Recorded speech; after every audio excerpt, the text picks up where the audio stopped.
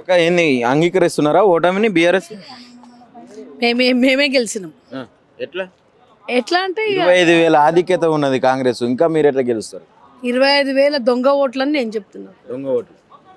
దొంగ ఓట్లు మీరు జూబ్లీ ఒక్కరే పాల్గొనలేదు కదా ఈ జూబ్లీహిల్స్ బై ఎలక్షన్స్ లో. బీజేపీ కూడా ఉన్నది. బీజేపీ ఒక్క కార్యకర్త నుంచి కూడా దొంగ ఓట్లు నడిచినాయి, రిగ్గింగ్ జరిగిందని చెప్పి వస్తలేదు. బీఆర్ఎస్ ఎందుకు దొంగ ఓట్లు అని చెప్పి మాట్లాడు. బీజేపీ కాంగ్రెస్ ఒకటే కదా, ఇద్దరు కలిసే కదా ఈ రోజు మా కాంగ్రెస్ ను తీసుకొచ్చుకున్నారు. అందుకే వాళ్ళకి సపోర్ట్ ఇస్తున్నారు కాబట్టి ఈ రోజు మనమే గెలిచినాం. ఎట్లా అనిపిస్తా ఉన్నది మరి గెలుపుని ఎట్లా చూస్తారు అసలు? గెలుపు మాదే అని చెప్తున్నా. ఒక 2,000 నుంచి 3,000 రౌడీలను దింపి ఒక ఆడామె మీద 40,000 దొంగ ఓట్లు సృష్టించి ఈ రోజు గెలిచిన మన సంబరాలు చేసుకుంటే అదేమన్నా అదా తమ్మి? గులాబీ కండు వేసుకున్న వాళ్ళంతా మేము తిరగనియ్యా, ఇంటికి పోవద్దు, మీరు ఇంటికి పోనీయకుండా చేస్తా అన్న రౌడీ షీటర్ ఈ రోజు మేము గెలిచినా అంటే ఎవరు నమ్ముతాడు? ఎవరు నమ్మాలి? ఆయన మాట నిలబెట్టింది అనుకోవచ్చా? అసలు క్యాడరే లేకుండా చేస్తా వాని మాట నిలబెట్టుకున్నాడు, రౌడీ షీటర్ అని నిరూపించుకున్నాడు. ఎందుకంటే ఈ రోజు ఒక క్యాండిడేట్ మీద చేతులు వేసి ఆమెను ఆపిన్రు. 2,000 మందిని మహమూద్ ఫంక్షన్ హాల్ వెయిటింగ్ చేపించి మేము అది అడగడానికి పోతే పోలీస్ ఎక్కడుంది? గుంపు మేస్త్రే వాడే హోమ్ మినిస్టర్. కాబట్టి ఎలక్షన్ కమిషన్ సెంట్రల్ ఎవడు? మోదీ. వాడు వీడు ఒకటైండు కాబట్టే కదా ఈ రోజు వాళ్ళకంత స్వదేశ అంటే కారు. మా బాపు కేసీఆర్ చేసిన పనులు గోపన్న ప్రతి ఒక్కరి గుండెలలో ఉండే. సునీతమ్మను తట్టుకోలేక, ఒక ఆడామెను తట్టుకోలేక 2 రోజుల ముందు చేసిండ్రు ఇదంతా. 2 రోజుల ముందు ఏ ఇంటికి వచ్చిండ్రు, ఎవరిని అడిగిండ్రు వాళ్ళు? ప్రచారంలో 1 రోజుల నుంచి మేము తిరిగితే కాంగ్రెస్ వాళ్ళు ఒక్క రోజు కండు వేసుకొని తిరిగింది లేదు. వాళ్ళు ఏ రోజు ఒక ఇంటికి వచ్చి మేము ఈ సంక్షేమం మీకు ఇస్తామని చెప్పింది లేదు. ఓన్లీ వెండి కాయిన్స్, 1,00,000 చీరలు, ఓటుకు 10,000 దొంగ ఓట్లు. వాళ్ళు చేసింది ఈ 3 రోజులు కష్టపడ్డారు. ఈ నెల 10 రోజులు పోలింగ్ వరకేనా? ఈ రోజు రిజల్ట్స్ కు సంబంధించి, ఫలితాలకు సంబంధించి కూడా ఏమైనా అనుమానాలు? ఫలితాలకు ఎందుకు అనుమానం ఉంటుంది? ఆ రోజే చెప్పేసారు కదా మేము గెలిచినామని. దొంగ ఓట్లు పక్కా వేసుకున్నాం, మేము గెలిచిపోయినామని చెప్పిండ్రు. 40,000 దొంగ ఓట్లు వేసిండ్రు. మాకు బీఆర్ఎస్ వాళ్ళకు, జూబ్లీ హిల్స్ ప్రజలకు థ్యాంక్స్ చెప్తాము. వాళ్ళు వేసిన ఓట్లన్నీ మాకే పడ్డాయి. దొంగ ఓట్లు మాత్రం ఖమ్మం కించి వచ్చి ఎట్లా వస్తాడమ్మా ఓటు? ఖమ్మంకి జూబ్లీ హిల్స్లో ఓటు ఉంటుందా? నల్లగొండ అనుకుంటుందా? శంషాబాద్ అనుకుంటుందా? ఎక్కడికించి వచ్చినాయి ఇవన్నీ ఓట్లు? 40,000 ఓట్లు.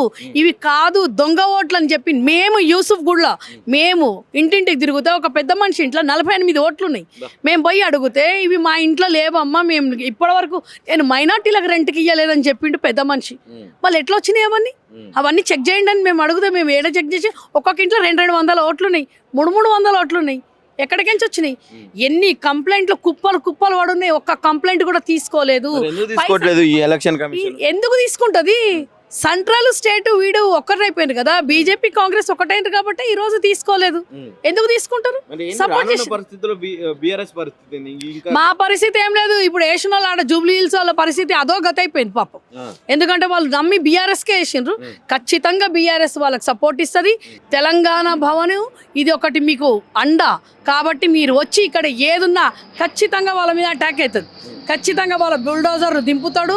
రహమత్ నగర్, నేను చెప్తున్నా ఏరియాలు కూడా చెప్తున్నా, రహమత్ నగర్, యూసుఫ్ కూడా ఎక్కడైతే స్లమ్ ఉన్నదో అక్కడ మొత్తం క్లీన్ చేయడానికే రేవంత్ రెడ్డి ఈ రోజు 200 నుంచి 300 కోట్లు ఖర్చు పెట్టిండు. కాబట్టి ఇది నేను రాహుల్ గాంధీకి పోయే వరకు దొంగ ఓట్లకు ఏదైతే నువ్వు అన్నావో ఇక్కడ రేవంత్ రెడ్డి దొంగ ఓట్లను సృష్టించి గెలిచిండు అన్యాయంగా. కల్వ సుజాత గారు ఏమంటున్నారు? అసలు రౌడీలు మీరు ఇప్పుడు రండి చూసుకుందాం అని చెప్పి మాట్లాడుతున్నారు కేటీఆర్ గారు డైరెక్ట్గా. కేటీఆర్ గారు అన్నను అది కాలువ సుజాత కల్వ కాదు, మూసినది కాలువ అంతా రేవంత్ రెడ్డి దాని నోట్లో వేసిండు. అది ఎప్పుడు ఎట్లా మాట్లాడుతుందో దానికే తెలియదు. దానికి ఒక పదవి వేసిండు దాని ముఖాన. అది ఏడ్చింది పదవి కావాలని, ఒక ఆడామని ఏడ్చింది అని అన్నది కదా, అది పదవి కావాలని ఏడ్చింది కదా, దాని ముఖాన ఒక పదవి వేసిండు. ఆడు ఈడు మాట్లాడుతుంది. కల్వ సుజాత కాదు, కాల్వ సుజాత. అది మూసి కాల్వ దాని నోట్లు ఉన్నది. ఏ రోజు దమ్ముంటే చూసుకుందాం. ఏం చూసుకుంటావు? ఏమి ఇస్తామని చెప్పి హామీ ఇచ్చిర్రు జూబ్లీ హిల్స్ ప్రజలకు.